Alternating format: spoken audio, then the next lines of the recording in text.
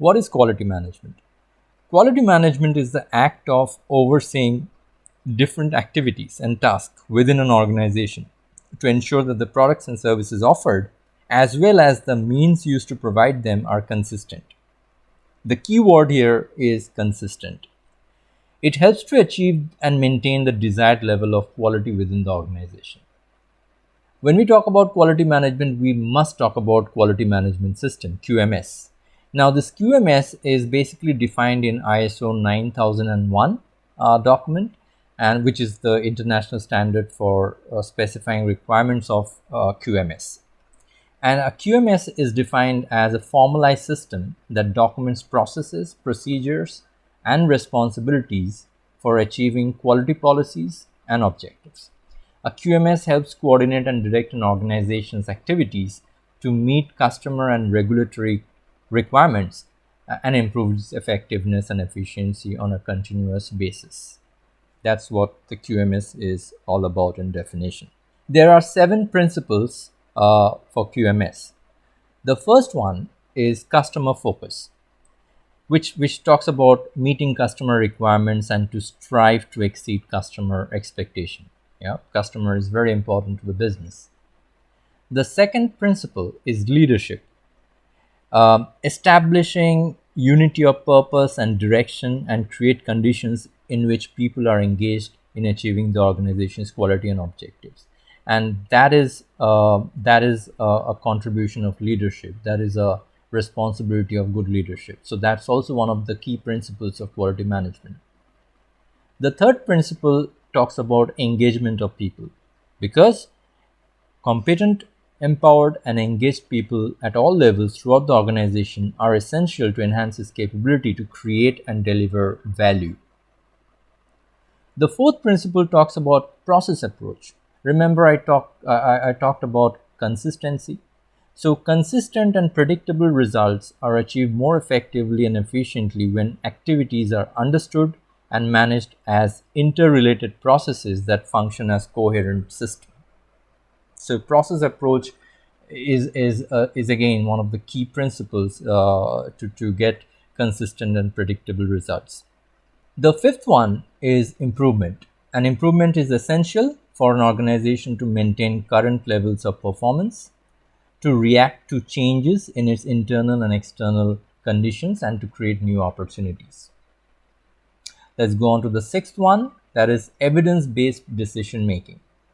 Decisions based on analysis and evaluation of data and information are more likely to produce desired results, right? So it negates decision based on assumptions, presumptions, decision based on emotions and feelings, right? Decision should be based on proper evaluation and analysis of data and information. Those decisions are good for the business. Relationship management, the last one.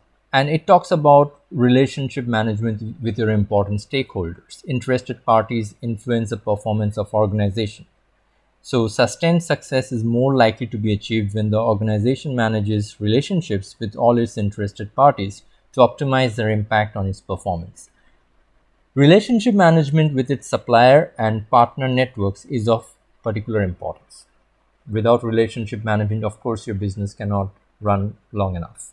So these are the 7 principles of QMS, and as a first-time manager, you should be aware of each one of these principles and its impact on business. Let's move on. And I thought if you're talking about QMS, we must also have a brief overview, not a detailed overview though, because this is not a training exclusively for quality management or QMS. However, I think if you're learning about QMS, it's also important for you to have a brief overview that if you want to implement QMS in your project or team, or maybe you're managing a very small size firm or organization, if you want to implement QMS, what are the steps that you must follow, right? So there are 7 steps to implement QMS, and that we are going to talk about here. But you also need to understand that the QMS design should be influenced by the organization's varying objectives and needs, and the products and services provided. This structure is based largely on the plan, do, check, act, PDCA. So PDCA is a cycle. So you plan something and then you do that, and then you check whatever you have done is working or not, and then you act.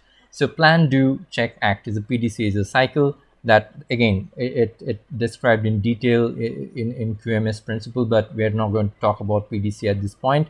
All you got to know about right now is the QMS structure is based largely on this plan, do, check, act cycle, and allows for continuous improvement to both product and the QMS. So let's now look at what are the 7 steps to implement QMS. Now, you need to realize that not all these 7 steps are sequentially placed. So it's not that you have to do the first step and then you have to move on to the second and then to the third. Some of these 7 steps can be done simultaneously, and in practically some of these 7 steps are done simultaneously by maybe the same department or different department in the same organization. So that's why I have divided this 7 step into four stops, right? So that it's easier for me to talk about these 7 steps at one go. The first stop, we're going to talk about step number 1 and 2, design and development. That's the first step to implement QMS. You need to design and then develop a product or service, right? So design and development. A design and development portion serves to develop the structure of a QMS, its processes and plans for implementation. Senior management should oversee this portion to ensure the needs of the organization and the needs of its customers are a driving force behind the system's development. So that's step number 1 and 2, design and development. Let's go to step number 3, and that is deploy. Deployment is best served in a granular fashion by breaking each process down into sub-processes and educating staff on documentation, education, training tools, and metrics. Company intranets are increasingly being used to assist in the deployment of quality management systems. Let's move on to the 4th and the 5th step of implementing QMS, and that is control and measure. So once you have designed, developed, and then deployed, now it's the time to control and measure. Control and measurement are 2 areas of establishing a QMS that are largely accomplished through routine, systematic audits of the quality management system. The specifics vary greatly from organization to organization depending on size, potential risk, and environmental impact.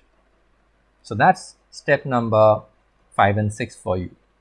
Once you are completed with control and measure step, now it's your turn to go to the 7th and the final step, and that is to review and improve. I'm sorry, this should be your 6th and 7th step. Review and improve detail how the results of an audit are handled.